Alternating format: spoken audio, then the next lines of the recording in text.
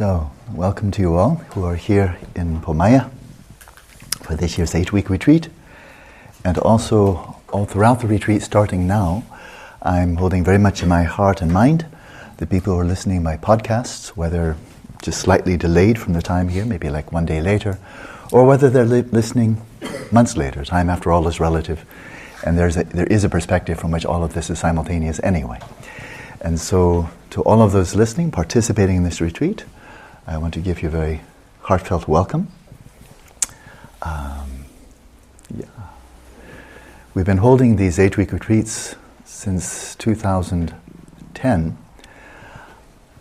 I don't know that we've, thus far, I've been here a couple of days, I don't know that we've ever been in such a conducive environment. We shall see as the weeks go by, but it's certainly starting off marvelously. And I have to, I'm in Italy now, I use my hands a lot anyway, but just expect it to be a bit overboard, for the next 8 weeks. This is how you have to talk in this country, and I'm already in the vein. But I just want to thank our very gracious host. I've been here for a couple of days and simply cannot imagine greater hospitality than what I've received from the director. I had some long conversation with him, that is Filippo, his wonderful wife, Manu, the resident interpreter here, Fabrizio. So we've just had some really good conversations envisioning how we can be working together in various ways over the coming months, years, who knows. So I think we're off to a very good start. And the material that I'll be sharing with you, I have very deep faith in. In gist, what we'll be addressing during these 8 weeks. The first is the root text and the commentary by the Penchen Losang Chukyi Gyaltsen, regarded variously as usually as the first Penchen Rinpoche. And it's we're going to be looking at it quite closely. And it's his root text commentary on Mahamudra, in which he integrates the continua, or the lineages of the Gelug tradition and the Kagyu tradition. So we'll be spending time on that, and then we'll be focusing on selected chapters from Naked Awareness, which is the kind of addendum of teachings given by Karma Chaman Rinpoche, following his the spacious path of freedom. And of course we taught that last year. So he finished the whole path, and there was a lot more to it than is translated in the spacious path of freedom, because when Gyatrul Rinpoche taught me this, he said, well, let's skip the preliminaries, because there are a lot of teachings out there already. Not that they're in any way not important, they're enormously important, but we've covered that, We've covered that many, many times. So now let's go into what is distinctively this union of the Mahamudra and Dzogchen by one of the great lineage holders, the Karma Chaman Rinpoche, and Gyatrul Rinpoche himself is a lineage holder from that tradition. And so when I think back to the teachings that I received of the transmission, the explanation, the oral commentary, this was 40 years ago. My Geshe Rabten, one of my principal lamas, with whom I trained quite extensively throughout the 1970s, he taught this to a small group of us in Ricon, in Switzerland. And so Massimo Corona, I think he's around here someplace, not in this room, but he's nearby. He was there, so a number of old Dharma friends were there for those teachings. And it was in that same year that Geshe Rabten really told me I should start teaching. I didn't have much choice in the matter unless I wanted to just, run away. And he authorized me to teach everything he's taught me. So that's where the lineage, the transmission, the oral commentary comes from. It's from Geshe Rabten for this union of the Gelugpa, or Gandemba, and Kagyu traditions on Mahamudra. So that was 40 years ago, and then it was about 20 years ago that Gyatrul Rinpoche taught this text, Naked Awareness, the addendum to the kind of union of Mahamudra and Dzogchen. And he also authorized me to teach everything that he taught me. And so that's where this is coming from. So this, in terms of practices themselves, we'll be focusing really, well, first of all on Bodhichitta, which sets the stage for everything else. And then in terms of the core meditations taught in these texts, we'll be focusing on shamatha, and then vipassana, and then going right into the nature of Rigpa. And that's where we'll see the real union of the Mahamudra and Dzogchen tradition. So that's in Naked Awareness. I presume all of you are familiar with the Spacious Path of Freedom, because that really provides kind of the first floor. If this is the second floor, he's assuming you've heard those teachings, that you've assimilated those teachings to some extent. And then having completed the whole path, I don't know of any other text like this. He taught the whole path, from the very basics of the preliminaries through every stage, right through the direct crossing over, the leap over, to rainbow body. He finished. And then he went right back again and said, well, I could add a few points. And then that was another 300 pages, where he elaborated on some topics that were more lightly touched on, and then simply took a different perspective, and just really added some very, very rich material. So when I first selected these texts to teach during this retreat, I thought I would teach them sequentially. I thought we'd spend maybe 3 weeks or so on the Penchen Rinpoche's root text and commentary, and then go to naked awareness. But as so often happens, very frequently, actually normally, when I arrive someplace to teach, after I've arrived, then I start revising what I'm going to teach. It happens a lot. And that's what happened here too. I've happily had a couple of days of just rest after leading a retreat in Spain, just quiet and then reflection. And then it just became totally obvious that it's not optimal to teach these two texts purely sequentially, but rather integrate them. And this is something His Holiness Dalai Lama, who is my root Lama, he often does. When he's giving teachings, he'll often take two texts, but by and large, when he does so, he doesn't just teach one and then teach another one. He integrates the two. So he's going back and forth, back and forth. And that's exactly what I intend to do for these two. So that's the gist. What I know, all of you have some spiritual practice, otherwise you wouldn't be here. You've already have a daily practice, you have some background. And I would say with great confidence that whatever your unique background is, because you have different teachers, and all of you, of course, has somewhat of a unique practice, that whatever your practice is that you're already committed to, I'm very confident that the theory and practices that we'll be exploring here will augment, enrich, deepen what you're already doing. It was certainly never imagined that this would be kind of like in competition with your practice. So what's it going to be, your practice, or can I pull you over to my side? That's a silly notion. So I have a lot of confidence in that. Because whatever your practice may be, including any school of Buddhism, but outside of that, Christian, contemplative, Hindu, and so forth, shamatha is simply indispensable. And so, of course, we'll include that. And then whatever one's practice might be, to explore the nature of the mind that we're experiencing every day, but going right down to the ground, through the substrate consciousness, right down to the ground awareness, pristine awareness. That actually has to be central. Finally, sooner or later, this exploration of the very nature of the mind has to be central to any Buddhist practice. Theravada, Mahayana, Vajrayana, Chan, Zen, anything.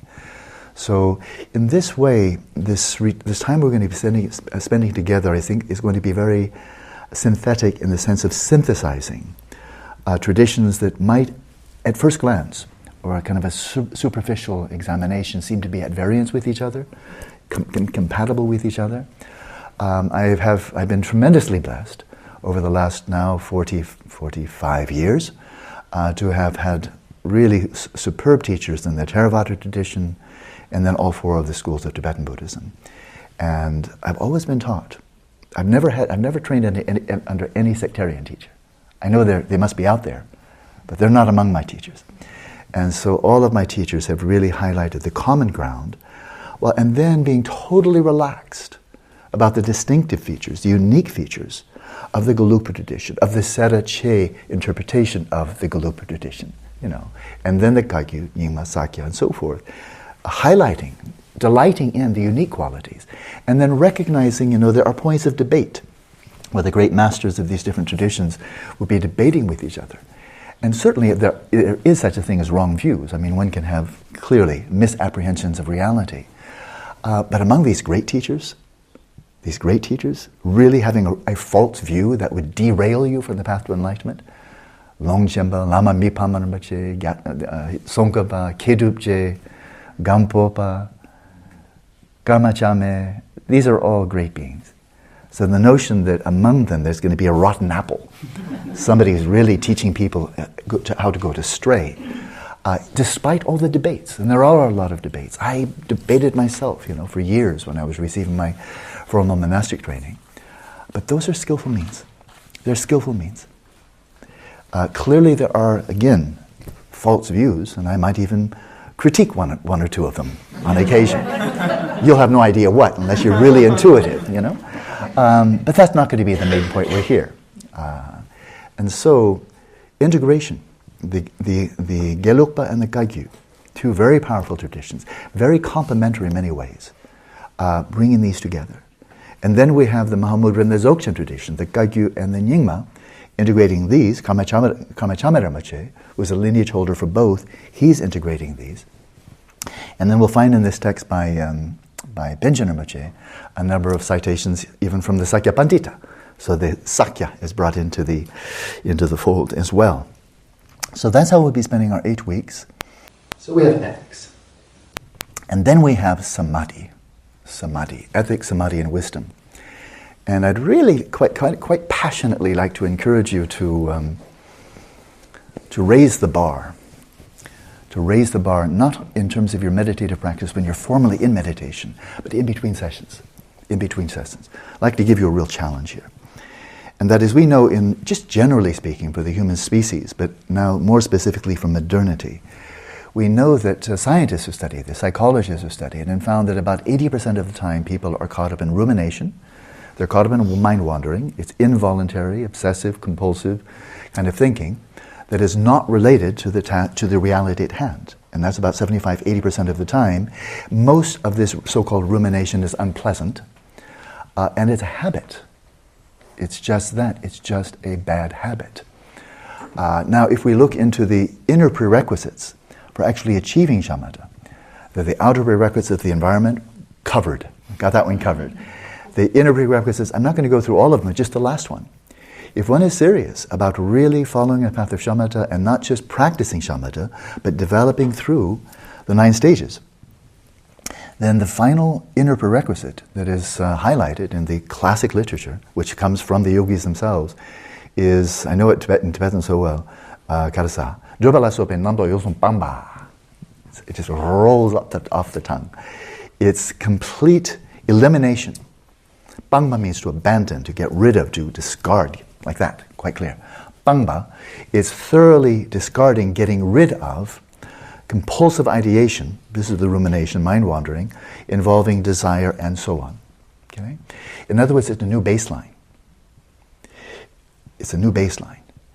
And that is in between sessions that we establish a new baseline of inner quiet, settling the inner voice of the mind in its natural state, which is effortless silence.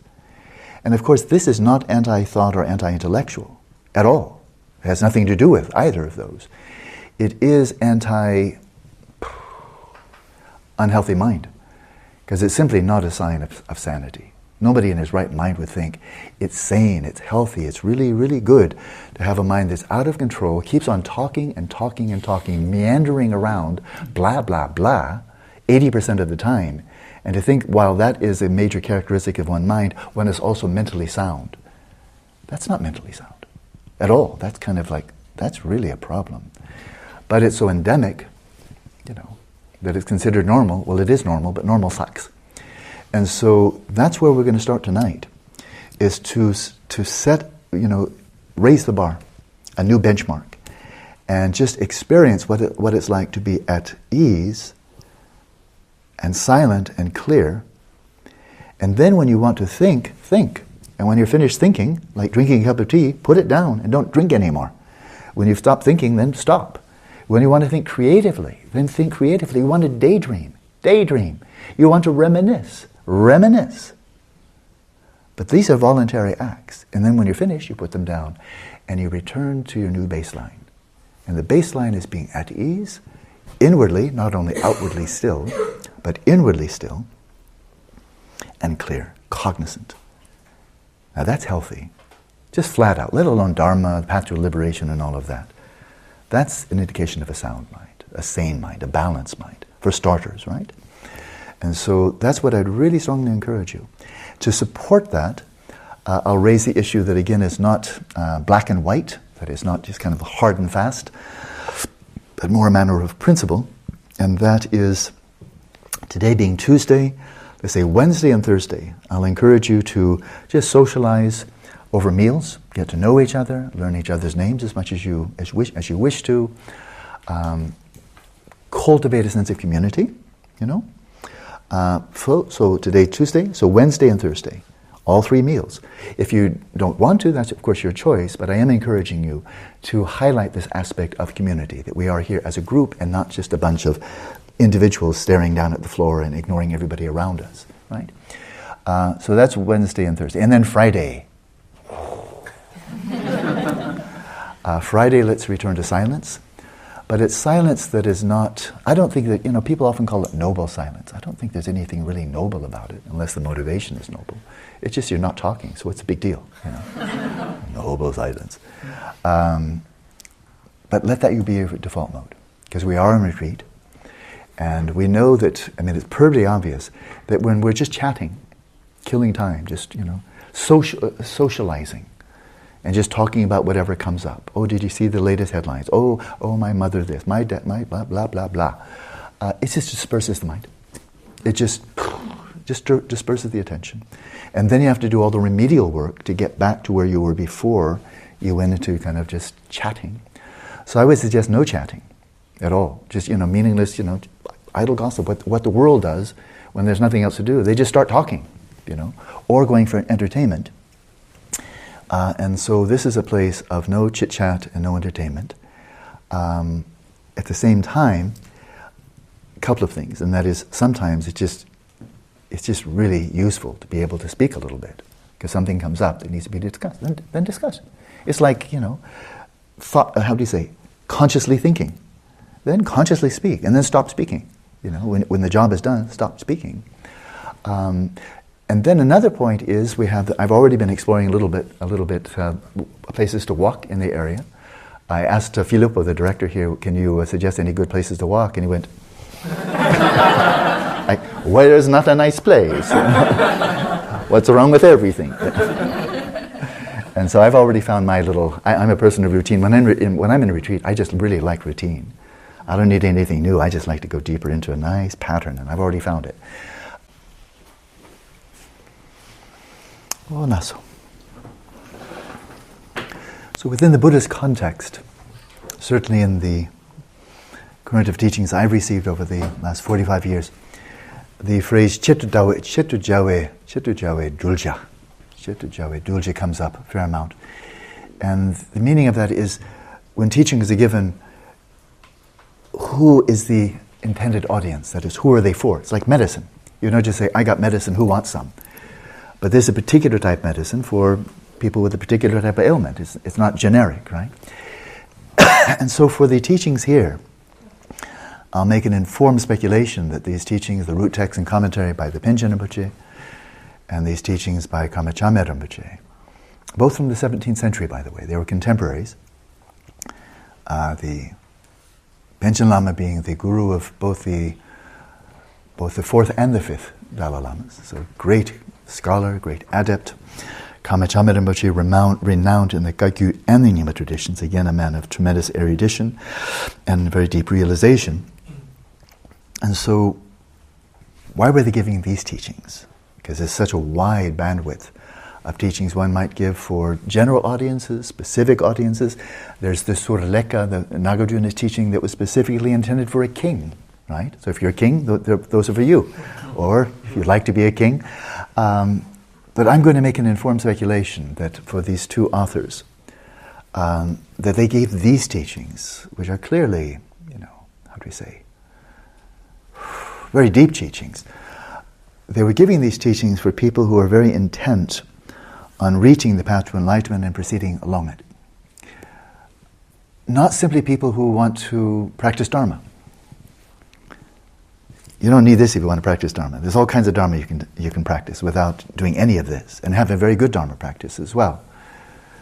Gautama himself didn't leave home at the age of 29 to practice Dharma. He could have been a very good king, father, husband, and so forth at home. He didn't need to leave. Geshe Rabten, my teacher, one of my principal teachers, again, he's the one from whom I received the lineage for the Penchen Rinpoche's text. He left home at the age of 19, not to practice Dharma. He had a very loving father, he had a very nice situation back in Kham. He could have been a good cowboy, because that's what he was. a ranch hand. He could have run the ranch and been a very good, very virtuous layperson. What's wrong with that? Well, for some people, it's just not enough. Looking for greater meaning, looking for a path. And by this, I mean something very specific, but very, very characteristically Buddhist. When we speak of path, we're referring to a mode of practice which includes a way of viewing reality, a shifting one's priorities, a way of conducting oneself throughout one's daily activities, and then specifically, like the cutting edge of the knife, is your meditative practice. This matrix that gives rise to irreversible transformation and liberation. That's a path. There's a lot of Dharma one can practice that will propel you to a really nice place for a while in samsara, very fortunate human rebirth or deva rebirth and so forth, and then the karma that propelled you there runs out, and then you just fall back. But a path suggests, within a context of one life, that you're really seeing some evolution, some transformation, some growth, maturation. That you're not spinning your wheels, you're not just doing repeat performances, but there's something really taking place. And that's not only in the context of one life, but again from lifetime to lifetime. But a path means not only you're getting someplace, you're progressing, but a path to reach the path, lam topa, to reach the path, means you've set out in such a way, with such depth and commitment, that you will not fall back. So I was first introduced to this whole notion, like 1971 or 2, by Geshe Rabten, the first Lama from whom I received quite extensive teachings. And as soon as I heard about it, it just kind of really ignited my mind. I thought, well, there's the meaning of life. I was only 22 or so at the time, so I wasn't too old. And I was thinking, well, that's it. And he said, Geshe Rabten said, speaking to people of my generation, we were all young back then. There weren't anybody, over the hill like 30 years old. Nobody was that old. We were all young. And he said, when you're starting young like this, then really achieve bodhicitta in this lifetime. Otherwise you've wasted your life. And that is within the Mahayana context.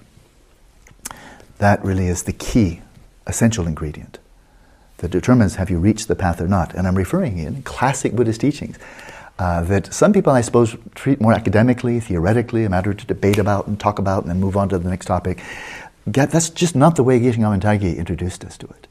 There's Abhisamaya Alankara, Upadesha Shastra. Upadesha is Menga. Menga is pith instructions. These were pith instructions that Maitreya gave to a Sangha, and the Sangha is passed on, and we have it now 1,500 years later. It's often treated as an academic, something you spend the years on and you debate and you understand, and then you teach. I don't think that was ever the intention, that this is just kind of the academic side, whereas you have the pith instructions, the meditation, that's over in Lamrim, over in Dzogchen or something like that. I don't think so. In fact, I think that whole demarcation is false. I really do. I think all the teachings that many people regard as theoretical are all entirely intended for practice. That is Tsongkhapa's view. I will say that with total confidence. He was not just saying, well, do all the intellectual stuff because isn't intellectual stuff so much fun, but then we'll get to meditation later. No way. Absolutely contrary to his whole approach. And so within this context, we have these 5 paths. Path of accumulation, preparation, seeing, meditation, and then no more training. And this is within the Mahayana context, the Mahayana path of accumulation. It comes in the initial, the medium, and the great stage. And you reach the small stage, the initial stage of the Mahayana path of accumulation. You have entered that path. When bodhicitta arises effortlessly, spontaneously, your mind is bodhicitta. And it flares up, it manifests with just the slightest catalyst. And it just comes up. You don't have to keep on pumping away at it, generating, pushing. You have cultivated, and so there comes a point where it just now, you don't need, you're still cultivating, but it arises effortlessly. It's called Jumamayam Bechanchukasem, uncontrived, unmodified, unfabricated, naturally arising, spontaneously arising bodhicitta. And when that arises, you are now a bodhisattva. That's when the other bodhisattvas throw a party. You got another member of the club, the bodhisattva fraternity, maternity, sorority, whatever. That's when it happens. And according to the lineage, now there's some debate here.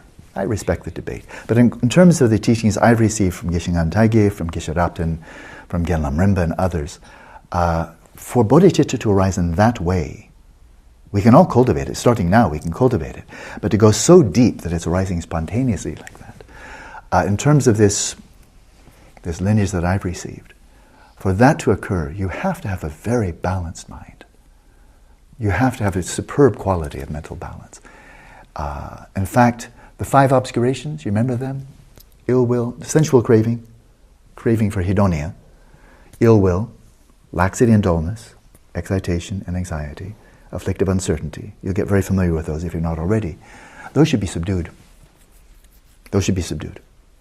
Because the Buddha himself said, I love quoting this because it's so important, and I don't hear many people talking about this, is the Buddha himself said, as long as your mind is still under the influence of those 5 obscurations, you should consider yourself to be indebted, but the kind of bad kind of debt that you don't know how to pay off. That's bad debt. You should consider yourself indebted, and then sick. Consider yourself ill. Third, you should consider yourself in bondage. Ankles. And enslaved. And lost in a desert track. So just, for a 15-second, 30-second visualization exercise, imagine yourself overwhelmed by debt you can't possibly pay off. You're sick as a dog. You've got leg irons and handcuffs on. Somebody just bought you. They've sold you into the slave market. But then they popped you in a helicopter and dropped you in the middle of Sahara and said, good luck. That's how the Buddha characterized the mind that is still under the domination of the 5 obscurations. So that's what he said. What do you think, with that, a mind like that, what do you think your chances are of developing spontaneously arising, effortless bodhicitta and being a bodhisattva? With those 5 qualities. A bodhisattva was deep in debt, sick, in bondage, enslaved, and lost in a desert track. Oh, but a bodhisattva too. It actually doesn't make any sense. Right? So how do you get rid of the 5 obscurations? Shamatha. You don't eradicate them, but you do enough to make them go dormant. And so, who are the Chitta Jawe Dulja, the students, the practitioners for whom these teachings are intended? People who have a passionate commitment to reaching the path, and this means to achieve shamatha, to achieve bodhicitta, that enters the path. And if you'd like to seal your entrance into the path, so it's irreversible, you'll never be a non-bodhisattva. You'll either be a bodhisattva or a Buddha, but you'll be nothing else. From now on, you'll always be a bodhisattva until you're a Buddha, with no exceptions. You'll never fall back. Then you need to seal that bodhicitta. Supported by shamatha, you need to seal it, protect it like armor, with insight, with wisdom, vipassana. And then you move on to the second stage of the Mahayana path accumulation. And now you can take a little bit of a breather. Like, whoa. Whew, So this doesn't mean that, if one has great inspiration, aspiration, commitment to do so, that as soon as the retreat's over, you'll necessarily be going off into long-term retreat. Some of you have that opportunity. It's fantastic. Not everyone does. I don't. I have more commitments this year, so I cannot simply go off into a solitary retreat. But it should be in mind that when the time is ripe, to go off and achieve shamatha, just watch when it right. Maintain the motivation. Call for blessings. Call for all the conducive circumstances coming together. Inwardly and outwardly, but have it in mind. Have it in mind. And shamatha, in the same breath, shamatha for the sake of really accomplishing bodhicitta, for the sake of deepening wisdom, for the sake of irreversibly setting out on the path, for the sake of achieving perfect enlightenment, for the sake of serving all sentient beings. And then breath by breath, your practice is tremendously meaningful. Ordinary inhalation, exhalation, that type of motivation, it moves mountains. So, I'm retirement age. I could be collecting Social Security now. I could be just sitting in my meditation hut and saying, listen to the podcasts, or I'll stay here and teach by Skype, but don't come. I have my little meditation hut in Santa Barbara. I could do that. I'm not for the time being. But the inspiration that which keeps me still in motion, my mouth in motion, is to do all I can to help people reach the path. There are many really outstanding Dharma teachers, Christian, Buddhist, Theravada, Mahayana, and so forth. Really good. There's no dearth. There are many, many good teachers. A lot of really good Dharma. But my own teachers, starting with Geshe Taige, and then Geshe Rabten, and then His Holiness, and Gyatrul Rinpoche and Gelug Mahamudra, they've really, over the last, again, all these years, and the teachings I've received from them, and then there's nothing special about me, I'm just telling what I received, they keep on coming back to the path, again and again and again and again. That's what the teachings are for, to reach the path and proceed along the path. So that's why I'm still teaching. Because to get that type of momentum up, and that kind of clarity of the practice, theoretically and then both meditatively as well, it is helpful to have an actual teacher and not simply listen to podcasts or even by Skype. Be actually the person. It can be helpful. I know because I've received that kind of guidance myself. And I sought out my teacher, Gyatrul Rinpoche, just a couple of weeks ago. Had some core question for him. He answered it unequivocally. And I wanted to be with him. I could have just called him up and said, oh, please ask his attendant, please ask him this question and get back to me. I wanted to hear it from his lips. It's my question. So there's no substitute. So that's that. So I welcome everybody who's listening by way of the podcasts. And so we'll continue tomorrow. We'll start in the mornings, of course, we just have guided meditation. In the afternoons, then there'll be again starting meditation, and then we'll start going into the texts. And so what we'll be doing now for people listening by podcasts or watching by podcast is I'd just like to invite everybody to introduce themselves. So there's no need to record this. If you want to record it, you can, but this will not go into the podcast. There's no need. So that's the end of the session for tonight for people listening by podcast. I'll join you again tomorrow. Now, it's already